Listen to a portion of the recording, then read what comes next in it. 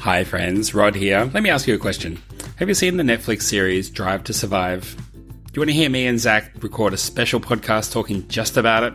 Well, you can. All you need to do is go to superlicense.com.au and join the Superlicense Club at the $5 a month level. And you'll hear us talk all about it. Things like this. It's not really about who's going to win the championship. It's really like a 30 for 30 season, except every single episode is just about Formula One. To see Esteban Ocon going through the paces and seeing him with his eyes closed doing the entire track, with just a little steering wheel in front of him, I felt incredibly close, probably closer than ever before to a Formula One driver. That is why you get a filmmaker to make these and not a racer, not a race director, you know? And we've got two great drivers, but Max Verstappen is magic. Oh my God. All that and many minutes more. All you need to do is go to superlicense.com.au, click on the club link and join the Superlicense Club at the $5 a month level or above, and we will unlock all of the episodes of our special members-only podcast called Drift, including the episode covering Netflix Drive to Survive. Why don't we have that all the time? Yeah.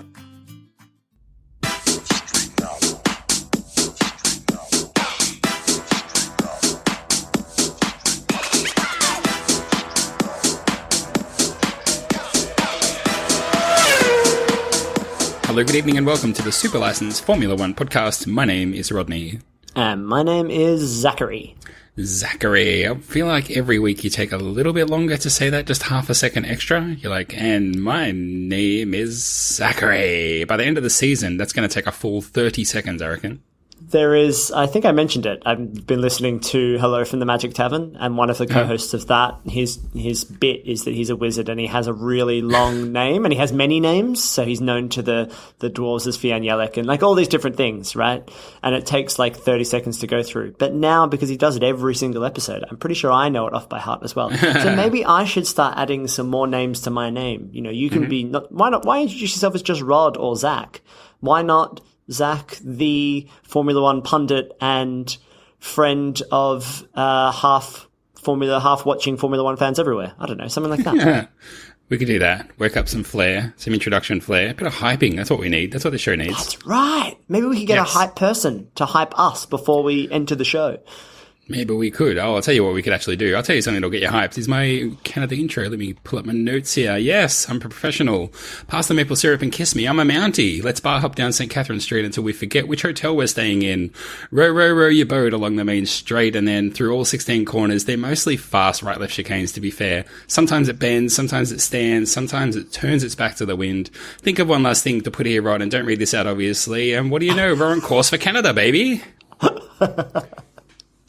Very, very, very good. I love this race, particularly now that I don't have to get up super early in the morning to watch it. But I felt like there were more sweeping shots of the track this year. Maybe I was just more aware of it. But the track is just so cool. It's as far as it's an island. It crosses over little bridges. It feels like goes under other bits. It's just it seems like something from a video game, which I really like. Wasn't there a thing last year? This is vaguely triggering a memory for me that we were all complaining about how terrible the TV coverage last year. Is that a thing? Yeah, that could be it. Yeah, that could definitely be a thing. They've fixed it. They've addressed it. They've updated that. They fired that other guy, threw him in the river.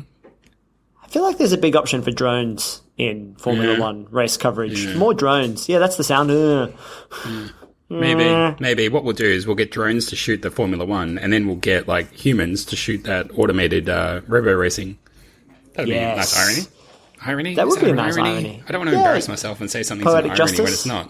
Is it poetic justice? Maybe. It's a nice symmetry. Yes. I think it's all semantics at this point. Could be. Speaking of semantics, Zach, I've got a little bit of follow-up before we kick into the show. We don't usually do follow-up, so it's fun to have some. We asked last week, what post-F1 careers have the drivers set themselves up for? And on Facebook, on the Facebook group, Super License Universe, Colin suggests that a chef is Grosjean's future career. And I like this one, a trust fund baby for Stroll. So obviously I don't know that that's a career, but it certainly pays well. Oh, it definitely pays very well. I feel like it feels like he already kind of is a trust fund baby. But, why not continue with what's working, right? Do you think he's a trust fund baby full-time, F1 driver part-time? Yes, I think that is probably the case, but he doesn't know that. He thinks it's the other way around, but the truth is it's that way around. Understood. Well, Zach, unless you want me to read my intro again, maybe we get into the race recap, yeah? Yeah, let's go race recap. Probably best we keep going. Let us race a bit. I gave him space. Suck my balls, mate. Let's hurry up and get out of here. We've got a race to do. Just think that race intro just deserves credit. That was a Canadian song that I was referencing there, Life is a Highway. Anyway, the Canadian Grand Prix, Zach, yes. I mean, I don't know that it was actually that great a race, to be honest, but there were some good talking points, which is nice, and obviously one very controversial one. And good news for you, it's your turn, baby, to do the 30-second recap. So I have my finger poised over the sound effect for the timer. Let's just say it's a real timer. And if you're feeling ready and if you're feeling game, if you've had your Weet-Bix this morning, I can get you started and just put the pressure on. How do you feel? Yeah, I'm feeling good. I've had a glass of Milo. Let's do this thing. You're overqualified, really. Let's go. It was about bloody time, right, that we had someone else qualify on pole. We were so excited. Sebastian Vettel, you're going to do it, man. You're going to... Fans united across the world, we were like, yes, not a Mercedes 1-2. Sebastian Vettel, he's going to do it. Leclerc's going to chase behind. But little did we know that he would muck up his own race and take a shortcut over the grass, which for a penalty, which I'm sure we all firmly believe in. Ricciardo and Renault had a much better performance after qualifying pretty well. We saw a little bit from Gasly, which was somewhat surprising. And really, I think the real shame was Lando Norris's car braking. That's the thing I want to talk about most. Okay, well, we can start there if you want. Lando Norris's car braking. What do you think? I just was having a really good race, and it was a real shame that it broke. You know, we were all. Right. I was cheering for him. He seemed pretty good, and then they just left it there at the end of the pit straight. I thought that was really odd. They left it there for ages because they didn't move it, and I mean, there was no marshals in any hurry to get there, even though the car was on fire, which I thought was really strange. Because normally fire, they're just like on it. Yeah, it was really, really odd. You know, apparently it was kind of his fault that he kind of raced it a little hard. He raced it quite hard. Raced it hard. Yes, like he drove it like he stole it. Yes. So then it had problems with the brakes and they caught on fire, which, you know, it seems like a lot of stuff in a Formula One car can catch on fire. Maybe they should look at that. It does, right? What he needed to do is just transfer some of the fire to the front, which is like, I think it's a setting on the steering wheel these days. Just transfer that load. Maybe they should... Well, I mean, maybe it's just a different way of generating energy. So maybe they should have a heat energy capture, like a fire energy capturing system. So if something gets really hot, like on fire hot, that it could just capture some of that energy and put it out and put it back in the batteries. Yeah. That's what we're missing, really. This is the next step beyond these hybrid engines, is just like straight up fire capturing. Yeah, that's it. Yeah, that's what's missing. I am really excited to hear, because we haven't spoken about the Vettel penalty. Usually when there's something really big, we text each other and we're like, oh my God, did you see? Whereas I only sent you a Slack message about Vettel changing the number position indicators in Parc Fermé. That was the more interesting thing to me at the time. But why don't we talk about Vettel as a whole and what you think of this penalty, because I'm interested to hear your thoughts. Yeah. Man, this is a tough one, hey? Because, like, talk about fires and talk about tensions, talk about passions flaring up on Twitter, especially. Oh boy! I'll tell you who's against this penalty was Mark Webber. I'll tell you who's against this penalty was Mario Andretti. I'll tell you who was against this penalty was former F1 driver and Grand Prix driver Association President Alexander Wurz. Sebastian Vettel himself, Mattia Binotto, Vettel's mum, Vettel's small children, they were all against the penalty. Daniel Ricciardo, yeah, probably. Nico Rosberg came out saying it was a well-deserved penalty. Apparently, he was written up in some article as being a famous YouTuber, Nico Rosberg, which I thought was interesting. From people who should know better. Famous YouTuber Nico Rosberg. Well, whatever. I guess when the most notable thing you've done in the last few years is screw up your media pass, then I guess you get known for that. Look, I think that you could just spend an hour talking about this. I think at the end of the day, to the letter of the law, this was technically a penalty, and I think there's so much that feeds into it that we could unpack, but I think it starts with probably just this overwhelming frustration at Formula One in general, and the fact that Mercedes have dominated and that this gave a win to Lewis Hamilton. I think what's most frustrating about it is two things. Number one, 7 wins on the straight now for Mercedes. Number two, I actually don't believe that Hamilton had it to beat him this race. So I don't think they're annoyed at Vettel for making a mistake. I just think they're annoyed at the outcome. Just all that frustration is bubbling over. But regulations, applied to the letter of the law, it probably is a penalty. So what did you think? I hate to say it, but I think I agree. I only hate to say it because this show is always fun when you come out and be like, that was bullshit. And I'm like, it wasn't bullshit. It was great. But I think it's really funny because what I noticed is that all the ex-Formula One drivers, it feels like, a lot of them especially, were like, this penalty is bad and shouldn't have happened. Yeah. And all the non-Formula One drivers are all like, oh, but, I mean, it kind of, he made a mistake. Why wouldn't he be punished for that mistake? Why should he be able to drive off the road from a mistake and then just re-enter the track willy-nilly out of control because, he floors the accelerator whilst he's on the grass. So, I think that's probably the second mistake that Sebastian Vettel made, desperately trying to hold on to the lead. When you're playing Mario Kart or literally any other racing game. Mario Kart is a racing game, I suppose. But, you make an error. Like, let's say you're driving around on, the Formula One games on your PlayStation and or Xbox. Or maybe you're a PC person, I don't care. And you get the corner wrong, so you're like, I'm just going to floor it, and then you drive into the other side, like the wall on the other side. Yeah, you overcorrect, yeah. Yeah, that's what Sebastian Vettel did. He panicked. And all of the history over the last couple of years suggests that that's exactly what happens to Sebastian Vettel. He makes these kinds of mistakes. And he was incredibly flustered. That's why he reacted the way he did, because he's meant to be this cool, calm, super precise driver when the last 2 years we know that he isn't. He makes these kinds of mistakes. I think, picking up on that, I think it's an interesting it's an interesting angle to take on it, is that Vettel made a mistake, so why should he deserve special treatment or anything like that? I don't think anyone's saying he does, but the point of view of Vettel making a mistake feeds into a lot of the commentary. Obviously, if you listen to the Hamilton camp, they'll say, well, Hamilton pressured him into making a mistake, which I actually don't really buy, especially because if you want to tie it into the last 18 months or 2 years roughly of Vettel making mistakes, there's been plenty of times that he's made mistakes when Hamilton had nothing to do with it. So I think you can have it one way or the other. You can say Vettel makes a lot of mistakes in general, or you could say on this one occasion, Hamilton pressured him and that pressure generally led to him making a mistake. I just don't think you can have it both ways.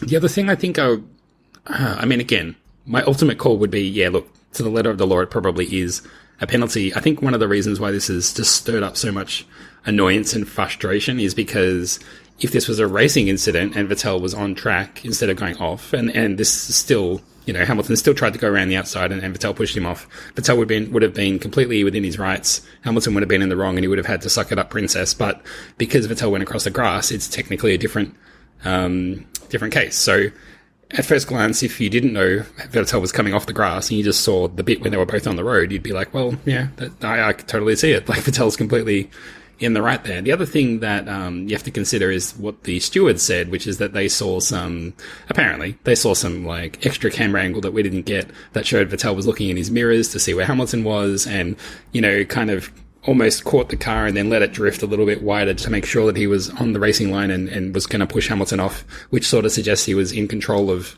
the car again. And it was a deliberate act, which, look, if you want to take that point of view, that's fine. But at the same point of view, should it still count as him re-entering the track at that point if he's back in control and on the racing line?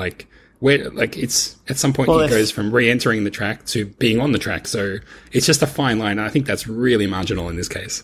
Well, I mean, I think the problem for me is that it's bad both ways. If he was in control and re-entering the racing line, then he's cut the corner and gained an advantage. He's made the track shorter. So he should be penalised for that. Well, I mean, he's lost the lead that he had on Hamilton because now Hamilton's right behind him. But he stayed in front of him. I mean, if for some reason, it depends how much it actually slowed him down. But if he stayed in front of him, at a time when maybe Hamilton could have been making an overtake, it's very difficult to see. It's. Yeah, I'm not saying. That's not the penalty he got, but yeah. No, sure. It's not. I see what he made a mistake and then deliberately drives out to make up for the mistake. Yeah. To be clear, that's how I see it. I mean, Vettel obviously pretty vocally said, "Hey, I had no control. I went over the grass. Where am I meant to go? Blah blah blah." I don't really actually buy that, but for what it's worth, that's what he said. But yeah. Yeah, and I think that it would have been very interesting if he had crashed into Hamilton, if they would have read it differently. But I think definitely. I think they would have probably given him a harsher penalty if he'd hit him. Yeah.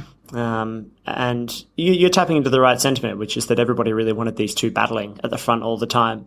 But this is not exactly the kind of battling we had in mind. We didn't really see it either. They were close to each other for 20 laps, and Hamilton couldn't get close enough to him to really make it work on the straight. Yeah. I mean, there was radio from Hamilton before the incident saying, man, he's just too fast and I'm just not going to get him. And I mean, I know sometimes he'll say things like that out of frustration when they're not maybe true, when he actually tries or does something different, like Monaco comes to mind, where he was like, these tires aren't going to last, and they did. But I mean, if you take Hamilton at his word, saying, I don't have the pace today to beat him, that also makes it more frustrating, because it's like, well, we're actually deciding this race now on a penalty. I was trying to think of a name for this, and what I came up with is, obviously everyone knows Stephen Bradbury, the guy who won the Olympic gold medal, the Winter Olympic gold medal, by sort of just fluking it, and he just won when everyone else fell over. This is kind of the reverse of that. So this is like a reverse Bradbury, you know? Yeah, it is. I like reverse Bradbury. I think that makes sense. So yeah, I wasn't too perturbed by it. I thought that it was kind of reckless.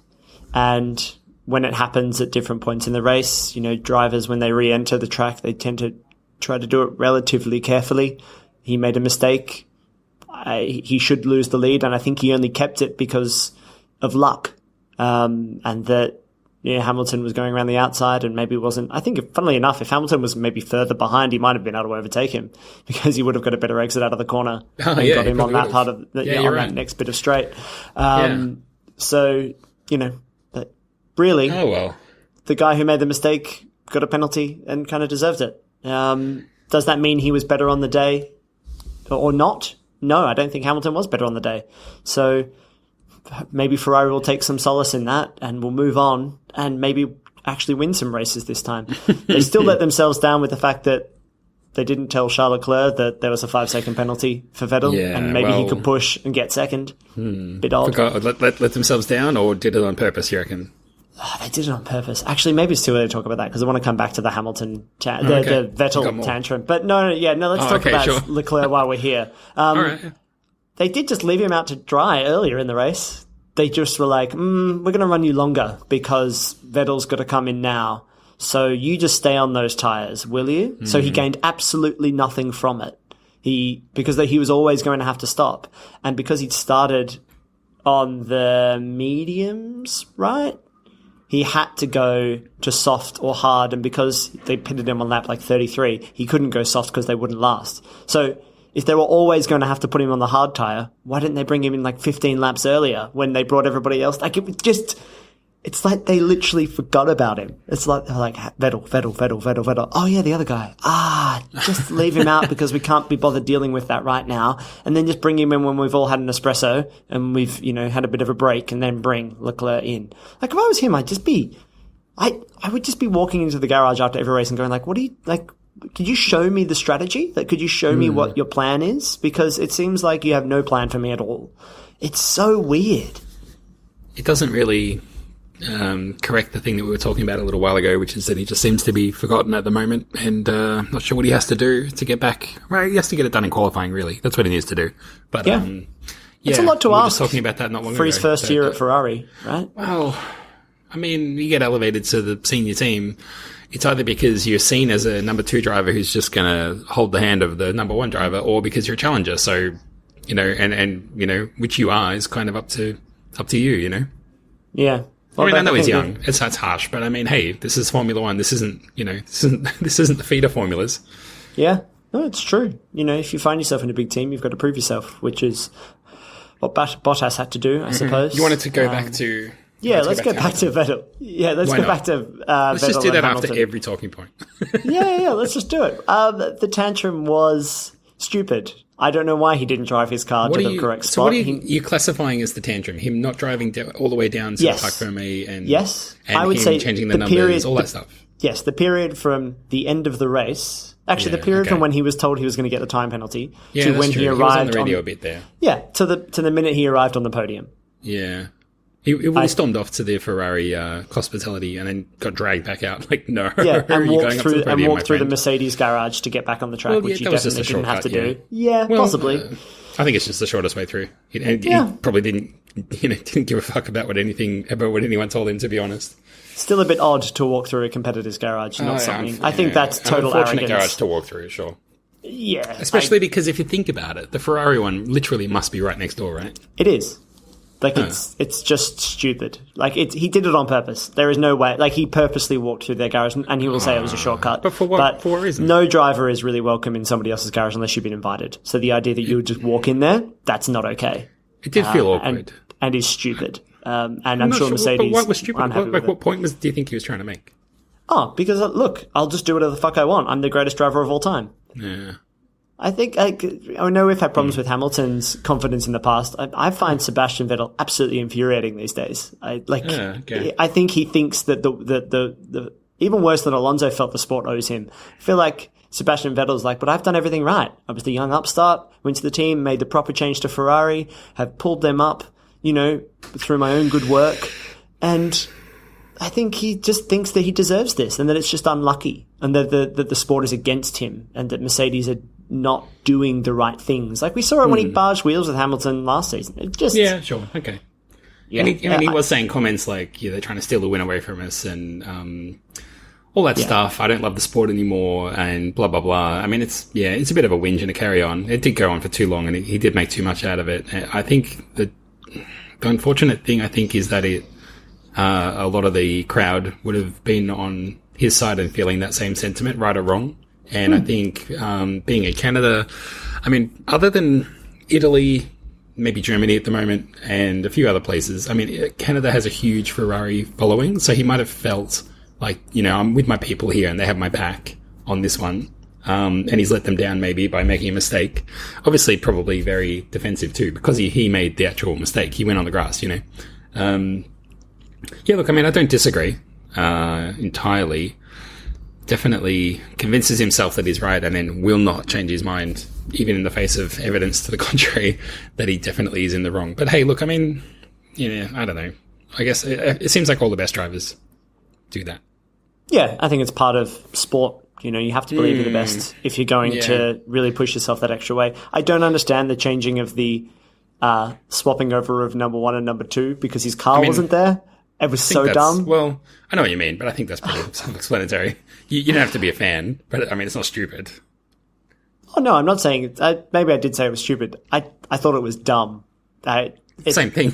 It felt incredibly, I don't know, maybe just incredibly childish is maybe the best thing. Like, it doesn't make him look interesting or smart. It makes him look childish. He should have put the 2 in front of Hamilton's car and then just picked up the 1 and held it over his head. Yeah. And then just shaken it for a bit, and then that's it. Yeah. But if he put his car there, it would have made sense. Maybe he was just too angry to talk to Hamilton. Maybe. It was funny because I was watching the race with my friend of mine and Amber. Okay, mate, well. I've got friends too. Yeah. None that will come over at 4 a.m. and watch the race with me anymore. Anyway, I used to. I know I was you that used friend. to. Kudos to you, my friend. Oh, thank you. It was because of your delightful hospitality. That's why I came over. Yeah, it was the pods. It was always that. My pods and It was your pods. Anyway, what were you going to say? I was just going to say that in the green room afterwards, both my friend and Amber both went like, it's not usually this quiet in the back, in the room before the podium. Pretty bad. Is it? It was. And poor Charles Leclerc was just like, should I leave? Could I go somewhere else? And then, where to look. And more of this, by the way, Vettel brought the mood so far down on the podium that Charles couldn't even celebrate being on the podium. Because Vettel came over to him immediately, was like, cheers, mate. And I was like, why? Now I can't spray my champagne because you're not spraying yours. We'll just suck the air out of this party. I did notice that whoever it was representing Mercedes, not Hamilton, the other representative up on the podium, just ran over and sprayed them anyway. And I did notice that Vettel kind of smiled weakly, as if like, yeah, I know, okay, this is fun, you got me. But yeah, I mean, that person I don't think is on the podium very often, and she wasn't going to let any incident, wasn't going to let it hold it back. She wanted that footage of her on the podium spraying everyone and having a good time. What was I going to say? There was one more thing that I was going to say about that, and I've just forgotten it. So that's good on you, The Rod. awkwardness of Hamilton trying to bring Vettel up onto the top step that's of the exactly podium, it. I tweeted Vettel beforehand. keeping his foot on there for like 15 seconds and then not I knowing what tweeted to beforehand, there's no way Hamilton is going to kind of jokingly invite Vettel up onto the top podium, and he friggin' did it just to prove me wrong. What an asshole. He's the real bad guy. No, it's just still awkward, though. I know there's kind of an accepted thing that you do that, like, oh, this guy should have won, everyone cheer, yeah, please clap. And now go back to your spot. It just was already awkward, and it kind of felt like, this is the thing that we've done in the past. Do I do it? Okay, let's try it. And I didn't like it, but I don't know. Any more to say about that? Oh, Ferrari are appealing. I don't know what they're going to appeal. Yeah. No, exactly. They can't actually appeal it because it was applied in race. It's not a... That's the other thing I was going to say about the stewards is I'm sure they wanted to produce a result on the day, but I think in hindsight it would have been better for them to do it post-race because they could have taken more time, laid out their reasoning more, and when they had said... I mean, apparently... I don't know if you've seen Ted Kravitz's notebook, but he read out the regulation and it says if you re-enter the track, you need to leave a car's width. With Vettel, he just plainly did not. So, I mean, it's open and shut. He deserves a penalty. But if the stewards had said that, even if they'd said it during the race, this whole thing wouldn't have blown up the way it did. And the other thing was, I was listening to the Sky commentary. Don't know about everybody else. I'm not, I'm kind of a big deal. I listen to the Sky commentary. But Brundle spent the whole time saying, that's not a penalty. No, he'll get away with that. And I think that just set the expectation, like, no, we're good here. Ferrari are going to win. And then when the penalty comes down, the stewards look like the bad guys. And it's like, well, not really. Yeah, I suppose maybe Ferrari would also complain then that if you told us during the race, we could have at least had the opportunity to get a 5-second lead in front of Hamilton. No, but they couldn't do that. No, but they were unable. Yeah, but hey, that wouldn't change Ferrari's minds. They would have said that they definitely would have been able to do it because we're Ferrari. Hey, man, sure. This is the greatest driver of all time and we're Ferrari. Let's talk about something else, then we can come back to it one more time. How about Ricciardo, hey? Ricciardo and Renault, they're back. Ricciardo, he actually fell after qualifying from P4 to P6, but I mean, that's still a huge leap forward. P6 for the team and the driver, P6 and P7 for Renault, and Renault have jumped from out of nowhere up to 5th in the constructors, so good on them. What were you going to say? Oh, I was just going to say it maybe... I don't know what it was. Like it was the big highlight for me this weekend was seeing some smiling faces around the teams that weren't specifically Mercedes. It wasn't everybody going like, "Oh, this sucks." It was more, Renault seemed relatively happy. Red Bull seemed okay as well. Those kinds of teams, other than maybe Williams. Like people were kind of like, okay, this feels like a real racetrack that we're doing real work on. Everybody's taking a step forward. It feels like so. Yeah, things are okay. It felt like Formula 1.5 was in a good position this week, which is nice. Which is nice to see. It wasn't the same old story. And Daniel Ricciardo loves Canada. He's great on this track. He does. I think he was more happy with qualifying pace being good. I think that's been the major concern for them. Now, is that a sign that their party mode works now? I reckon he flicked it in the party mode on Saturday, just left it there for the whole race. Why stop the party, bro? Hülkenberg right behind him, apparently nursing a gearbox situation, but also had to be told, do not challenge Daniel. And I guess he probably might not have been too happy about that. But I mean, the results kind of speak for themselves. It's been a struggle to date for Renault, and they just needed this result so badly. And I kind of agree with it, whether it was Hülkenberg ahead of Ricciardo or not. They needed this result so badly, and I mean, it's promising things for the year ahead. Maybe when they pull ahead even further in 5th or even into 4th in the constructors, then let them drive any other day. Sure, let them drive. But right now, they just need this. Yeah, they needed points. They needed them super badly. They needed 2 cars to finish in the points and to be the best of the rest. And they back to Hamilton and Ferrari. Apparently there's a tradition at the Ferrari headquarters that when they win a race, they will put up the flags, put a Ferrari flag above the door. And apparently they've done that. Mattia Binotto interviewed after the race saying, hey, it's a shame you didn't win today. He's like, no, we won today.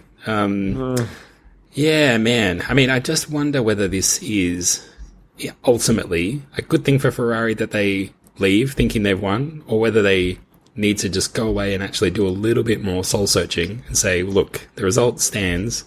Let's stay hungry and let's try even harder in France, Yeah.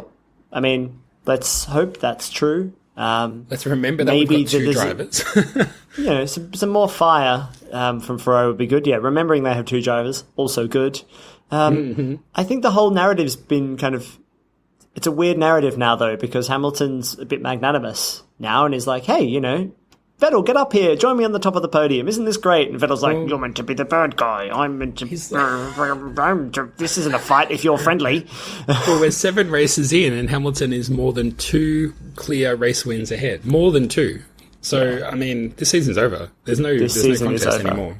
Yeah, this season is over. And, I mean, have you ever seen Mercedes look so strong? Like, that they're not going to... It doesn't even seem like they're going to have any mechanical issues. Touch wood. Actually, maybe we want mechanical issues. But they were following this week, and we know that Mercedes is still bad at following other drivers around. So if Vettel can keep getting pole, maybe there'll be something in that. But there's no way they're going to clearly stretch, win races so much so that Mercedes are going to fall back. No, it's not going to happen. Nah, Mercedes are going to win every race, mate. Let's talk about Haas. Man, Kevin Magnussen, he threw it in the wall during qualifying. He started last. Finished, I think, second last. whinging on the radio saying this is the worst car experience I've ever had. Man, you could drive my car if you want sometime, Kev. Gunther complains so much that Gunther Steiner had to get on the radio. Right, mate, chill out. Yeah. Which, having watched Drive to Survive now, we know that there's an elected mechanic or engineer who talks. He's the only person, single point of contact, that talks to the driver the whole race. So it is odd to have mid-race somebody else come on and talk to the driver. Definitely no food for K-Mag at the post-race dinner. No, it was nice to see that Gunther still treats them the same, regardless of their quality. Him and Grosjean and Magnussen. He's just can be angry at both of them. I guess so. It was funny because as soon as I saw the crash in qualifying, I was like, "Oh my god, that's Grosjean!" Oh wait, no, it's not. Damn. That would have been like, that's Grosjean. Oh no, someone actually care about it. Oh no. Anything else you want to say about the race? I had pancakes after. That was good. I'm sure everyone was sitting on the edge of their seat waiting to hear whether I got pancakes after. Yeah, that was good. What flavour pancakes? Yeah. I got a little cheeky short stack with some strawberries. Strawberry. Oh, sweet. Jus coulis, I guess. And a little bit of maple poured over the top. And delish. Really good. Nice one. I didn't have pancakes. I had the Italian-style pancakes called pizza.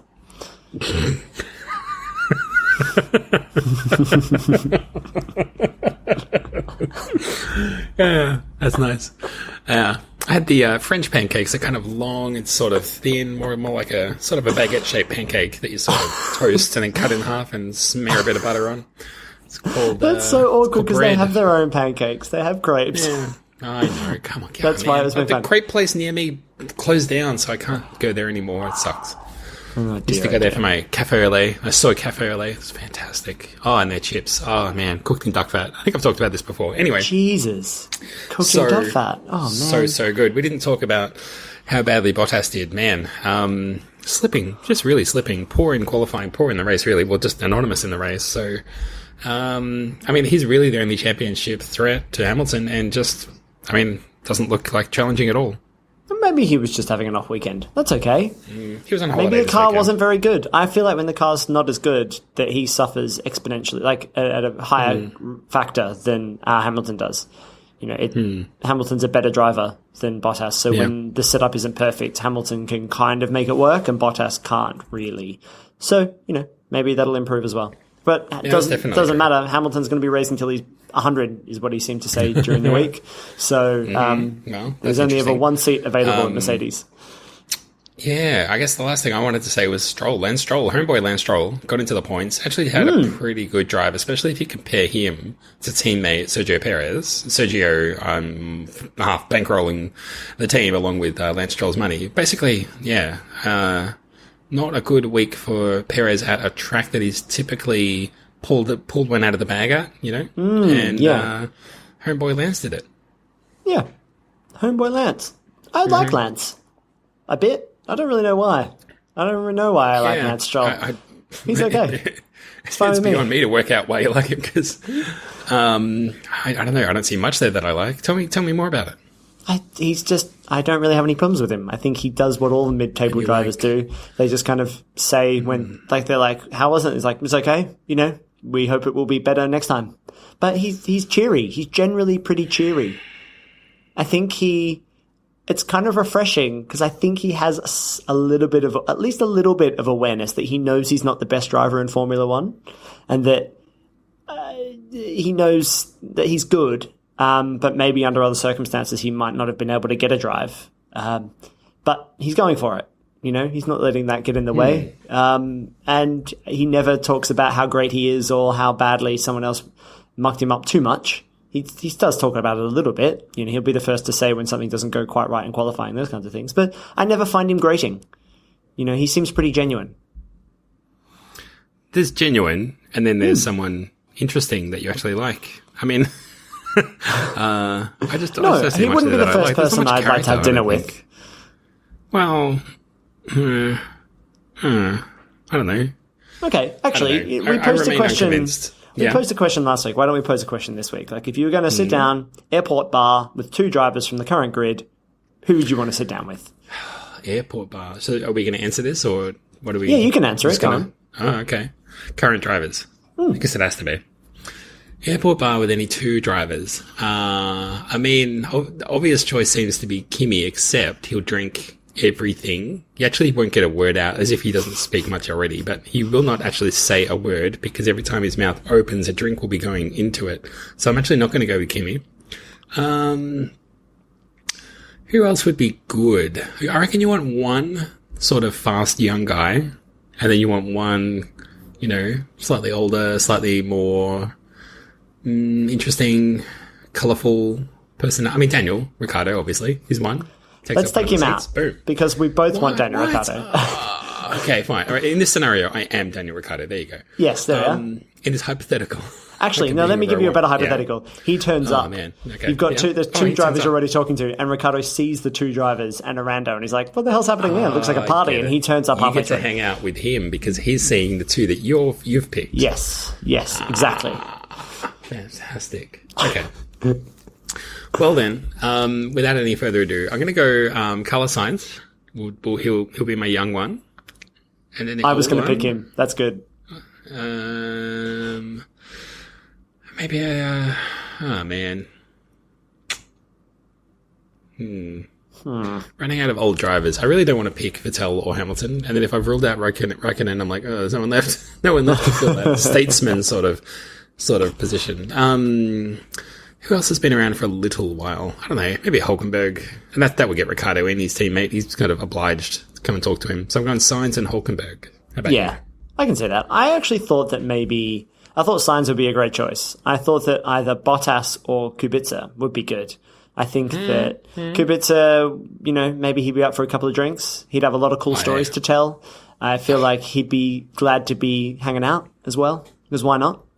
Or Bottas. I think Bottas is actually a little warmer than Kimi Räikkönen, and I reckon a couple of vodkas in for Bottas, and he'd get a little like, hey, he fuck would that be Hamilton cheery. guy. Imagine that big smile. Every joke that you make, Bottas just smiles and giggles. That like luminescent face just glowing at you every time you say something funny.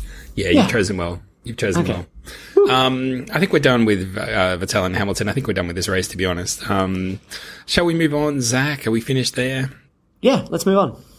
Let's move on to the fantasy segment. Fantasy Focus. Here's the new theme tune. FANTASY Focus. Good week in fantasy for us. I think we both moved up 3 places. So we're kind of maintaining this trend that we've got going where we both move at the same rate. So no change in terms of us catching each other. Let's pull up the actual race. I want to call out the winners for this round. Topping the table, Lincoln the Naughty Dog, ahead of Team Blue and Gold, and then Just Want to Beat My Bro by Emerson. And I think that Lincoln the Naughty Dog is now leading the whole table, has jumped 2 positions up, and is now in front by 7 points in front of Team Pacific. Oh, but that's close though. I mean, considering that they're on close. Like over 1,000 points, that is close. Yeah. Yeah, so like I said, we both moved up 3 places, or the 3 people ahead of us moved down 3 places. It depends on how you look at it, I guess. I think I did pretty well in my predictions this week, except for Bottas. He really screwed me. I'll tell you why. I had Bottas for pole. He let me down. I had Bottas. On the podium, I had Hamilton, Vettel, Bottas. So I would have got that, except for Bottas let me down there. I had Charles Leclerc for fastest lap, which he had until Bottas took it. He let me down there. Yeah, man. I mean, it would have been right up there with your naughty dogs if not for Bottas. He owes me a drink, damn it. Yeah, well, next time you're at the airport bar, get him involved, mate. I'll tell him that. I'm sure he'll be very understanding and forthcoming and apologetic. God, I really can't wait to hear people's reasoning for who they would like to have at the bar. Please tell us on the Facebook group. It's a good one. I really want to read them. Or Twitter, at Superlicense on Twitter. You ready for a quiz, man? Yeah, man. Yeah, man. We will accept a couple of questions. Should one only win one? Would one want to have won that one in round one? Can you repeat the question? Sebastian Vettel during happier times. Zach, I've introduced the idea before. What happened to Vettel this week was a reverse Bradbury. This week, I've got a reverse Bradbury quiz, man. How do you feel about that? I feel stamped. Drivers who crossed the line first but didn't win. Let's go. I want to give a shout out to racefans.net for their article about this, which I pretty much stole all of their research. So shout out, boys. I got 1, 2, 3, 4, 5 questions about reverse Bradburys. Are you ready to commence? Yeah, but one quick thing. We do that every single time. You and I count off how many questions we have. We go 1, 2, 3, 4, 5. No, I like it. I really like it. Okay. I like to set the expectation. People who are like skipping forward, they're like, I heard 5 dings, time to keep going. Okay, let's get into it. Zach, it's been more than 10 years since the last time a driver crossed the line in P1 but was dropped down the order because of a penalty. I want you to tell me who the last driver was to have that happen to them. More than 10 years. That's all of my Formula One watching career. This is going to be tricky. Who used to win races? I'm going to throw this super wide and say David Coulthard was the last time. A little bit closer to home, and he was actually involved in this particular incident. It was Lewis Hamilton at the Belgian Grand Prix in 2008. Ah. Do you remember what happened? No. He was leading, got a penalty. And it was denied the win, even though he finished in first. No, it had to do with him leaving the track and re-entering, and it was also very contentious. I think it had to do with him challenging Massa or Raikkonen, I can't remember which, but it was one of them, challenging, going off the track, rejoining the track, and then overtaking, and they deemed that he had gained an advantage because he'd overtaken the driver at the same time as actually echoes of that overtake that Verstappen did a while ago. Anyway, look, it was contentious, but he was given a penalty, denied the victory.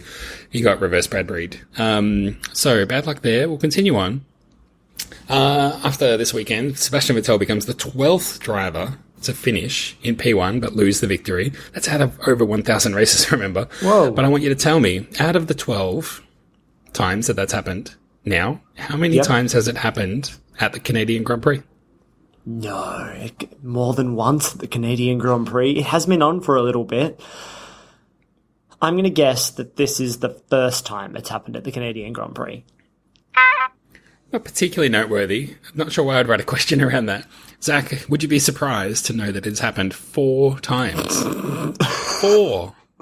I thought you were trying to reverse Bradbury at me and maybe double bluff me. Better.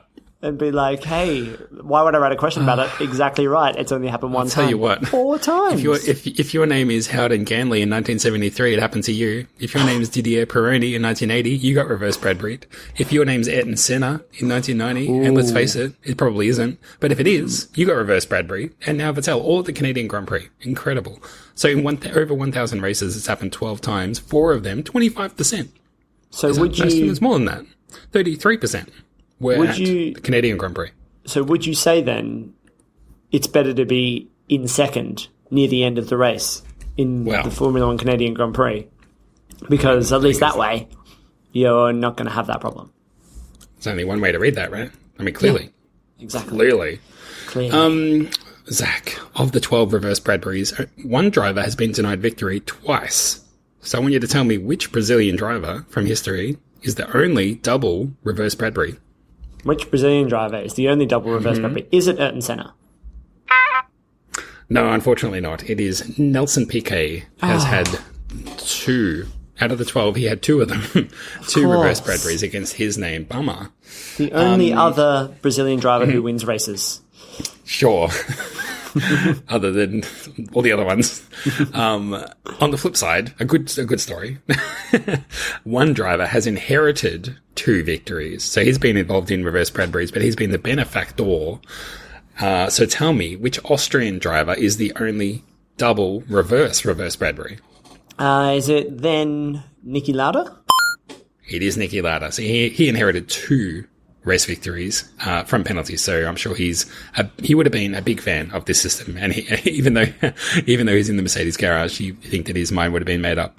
But he would have been glowing with praise for that decision because he has good history with it. And he likes the rules being followed. He likes the rules. And he likes safety for obvious reasons.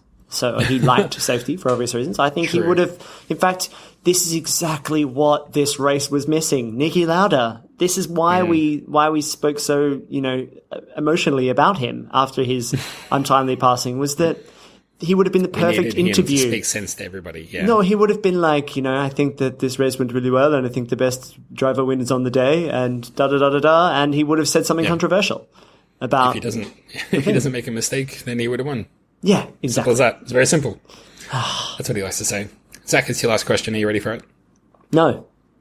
Okay, well, hang on. Let's have a breath. Just having a deep breath. Let's visualize you getting this question right. Just trying to think about what that ding would mean to me. It would mean a lot. Lunchtime on a dreary Tuesday. It would mean the difference between getting some of them right and getting almost none of them right. Yeah, forget about that. That's the past. You've got to draw a line in the sand and just say, let the past be the past. Let the present is today's a gift. That's why it's called the present. Okay, let's have a deep breath. Let's get this one. You ready? Yes, I'm ready now. Okay. Only one other current driver has been involved in a reverse Bradbury. So of all the reverse Bradburys, excluding Vettel and Hamilton, only one other current driver has been involved in that happening. In Brazil, 2003, confusion about which lap the race actually finished on following a red flag. Which driver led the race and was stripped of the win, which was later awarded to Giancarlo Fisichella? Which current driver was it? Which current driver? I feel like there's only 2 drivers who it could be. It's Kimi Räikkönen or it's Robert Kubica, I want to say. So I'm going to guess. I'm going to regress to the mean here, and I think I'm going to guess with Kimi Räikkönen. I've just got KFR, which I think stands for Kimi fucking Räikkönen. Yes, you got it right. Well done. You see, you visualize it, and then you just become it. Oh, you right. Just manifest it. Maybe you could be my life coach. Yeah, we should do that every time, except that the super quiz is going to take 5 hours. Yes, and the whole point of this show is that it's curt. That it takes. It doesn't overstay its welcome. That's very true. Zach, it's time for our final thought. Do you have any thoughts in your brain of the final variety? I do have a thought. Twice. Two separate occasions this has happened to me in the past couple of weeks. A friend of mine, I actually texted you about this, Dan DeBoof of the podcast Totally Obsessed. He does a podcast where he gets his friends and other broadcasters and other people to come on his show and tell him about something they're totally obsessed about. So he's had people on who are totally obsessed with playing FIFA, or totally obsessed with Lego, or totally obsessed with being a ninja, which Dave Callan, a famous comedian, did a great episode about that and how he's actually properly like a ninja. But Dan recently had on, I'm just going to find her name, had a new Formula One convert on the show, someone who had watched the series on Netflix and was like, oh man, like this is awesome. I'm going to watch this sport. So you should go and listen to it. It is Totally Obsessed with Dan DeBoof, and the episode is Formula One with Stacey June, who is a journalist. So you should definitely go and listen to that. That is one occasion where someone who, no interest in the sport at all, has watched Drive to Survive and then suddenly gotten into Formula One. And I actually got a shout out on that episode, so I'm repaying the favour. Go and listen to it. Yes. The second thing is, a friend of mine from university messaged me on LinkedIn today and was like, hey, just massively got into Formula One just recently. I found your show and me and my stepdad listened to it and it's fantastic. And I was like, wow, that 2 times that people have suddenly just randomly gotten into the thing, into Formula One. So I was totally amazed by that, and really, really happy about it. And I think I wonder, is it Drive to Survive? Is the Netflix documentary show the thing that is putting people onto this sport? If only there was a way to know for sure. Maybe you can LinkedIn mail them back and say, just Drive to Survive, ? And then that's all you need to say. Another plug. You probably heard one at the start of the show. One more plug. If you join the Super License Club, you can hear us talk all about Drive to Survive and tell you all of our thoughts. Literally all of them. Well, actually, no. There was about 100 notes that I made, but I get through about a good solid 15 or so of them. So yeah, consider joining the Super License Club if you want to hear that. But yeah, amazing. And I've heard that episode of Totally Obsessed and completely endorse it. Double thumbs up. It was a really fun listen. And, yeah, and it's great to have people on board. And if you're new to the podcast, listening to us because of Drive to Survive, let us know as well. That's great, Zach. That was a great thoughts. Do you have a final thought? I sure do. I'll tell you I'll tell you what everyone's doing after the Canadian Grand Prix. Do you want to know? Do you want to have a guess? What are people doing after the Canadian Grand Prix? Oh, should you save this for a quiz? No, we've done this before though. There was a quiz ages ago where we were like, I'm going to describe the summer holidays and you're going to tell me who they are. Oh yeah, I did that one. Well, yeah, I'll give you 5 more seconds. I guess. No. What's everyone doing? Oh, what's everybody doing? They are all going, they're all going on a short little holiday. In the US. Yeah, to specifically. Texas? No. Oh, so close. New York. Everyone's in New York. Oh, Zach of course, Brown, it's right Lando there. Norris are at the New York Stock Exchange, the NYXE, if you speak the lingo. And Max Verstappen posted a selfie walking around Manhattan. It's all happening, but I mean, like, if you've been to Canada, like, it's such an amazing place. I don't really understand why you would just pack your bags and go south of the border down to New York. I mean, for sure, New York is an amazing place. But so is Canada, man. Just stay there. You're already in Montreal. I mean, what more do you want? Maybe they don't like driving around. You got to drive around to get around Canada, right? And maybe they're sick of all the driving. They do that as their jobs. Bit of a busman's holiday. I actually didn't drive there. I've driven in the US. I didn't drive in Canada. But, I mean, everyone's so polite that you just, even if you've got like a red light, they're just waving you through. Come on, go through. It's just different. It's just a different thing there. Yeah. Interesting. Yeah, no, I'm with you. Yeah. No, don't worry about New York. Good. You can do that in your own time. I'm saying go there, but you're already in Canada. Just stay there. Yeah, you're already in Canada. Just stay there, said Rod, the new leader of the US Immigration Board. You're already in Canada. That's right. Just stay there.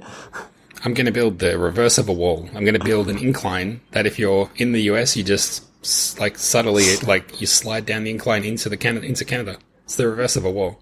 I like that. It's just a big mound. Like it's like climbing a mountain. If you're in Canada already, why would you even want to go anywhere? It's too hard. Yeah, true. Well, Zach, coming up in just a few short weeks is the French Grand Prix. I don't have any traditions around that one like the Canadian one, but hopefully it'll be a good race. I think it was the first time it had been returned to the calendar last season. I remember it being a pretty good race. It's a good track. Yeah, it is a good track. You can have French beer, but there aren't that many good ones. So yeah. What's the go-to? There's Kronenbourg, 1664 or whatever it is. I don't really particularly like that beer. I don't think there's any Trappists in France because they're so close to Belgium, right? So the French are like, well, we'll make the wine and the cheese, and you focus on your fun little beers over there. Good luck. God. There's probably a craft beer movement. Stick with having delicious food, hey? Yeah, exactly. Well, what snack food are you going to have for the French Grand Prix? Oh, we're going there, are we? Let me think. Man, I'll tell you what I've been having. Oh, actually, this is a good thing. There was this ridiculous poll put out on Twitter recently, and someone had done, it was a write-up thing for a newspaper. What's the best chips? Oh, yeah. Best flavour of chips. And it blew up in my office. We had over 100 comments in our work chat, which never happens, about chips. We had a chip off the other day at work. Everyone brought in some chips, and we voted for our favourite ones. But at Aldi this week, they've had a special where they've been importing US-flavoured chips. Ooh. So there's been like pork scratchings, prawn cocktail flavours, smoky bacon flavour. And I think I remember buying one packet of prawn cocktail chips and going, they're pretty good. And then messaging my girlfriend when she was at Aldi, and I was like, get 2 of the prawn cocktail ones, please. They're all gone. So I'm turning into a prawn cocktail chip, apparently. Oh. So might have to go to Aldi on Friday and see if they've got any left and prawn cocktail chip it up for the French Grand Prix. I think prawn cocktail chips, and they go one of 2 ways. They either taste like apricot or they taste like light and tangy. And one of those is great. Yeah. And one of those is bad. So they are a little bit light and tangy. The thing I like about them, they're a little bit like salt and vinegar, but not as extreme. And the good thing is when you eat a lot of them, you don't feel like your mouth is kind of on fire. Yes. So there's that. Yeah, I like that. I'm going to get through some more American snacks with the American snack foods shop that's near my house. I'm buying a lot of American cereals. So This time I'm trying the mini donuts from Post, which are whatever company makes Twinkies. I can't remember the company that makes Twinkies, but they also make these like powdered donuts, and they've turned that into a cereal. They've minified them. They're insane. Yeah. It's too good. Like I'm scared. I don't open the cupboard in case I see the pack and I eat more. Because they're great raw as well. They're great dry. That's not a good thing. That's definitely not a good thing. Anything that you don't want to eat that you can also just walk up, grab a handful and shove in your face, that's Bad. not a good... You can eat way too many of those. All right, Zach. Well, we talked for far too long about things that are not Formula 1 related. We'll see you all next week for the French Grand Prix. This is the sign-off. My name has been Rodney. And my name's been Zach. It's great to talk to you, and we'll see you next week. Bye-bye. Bye.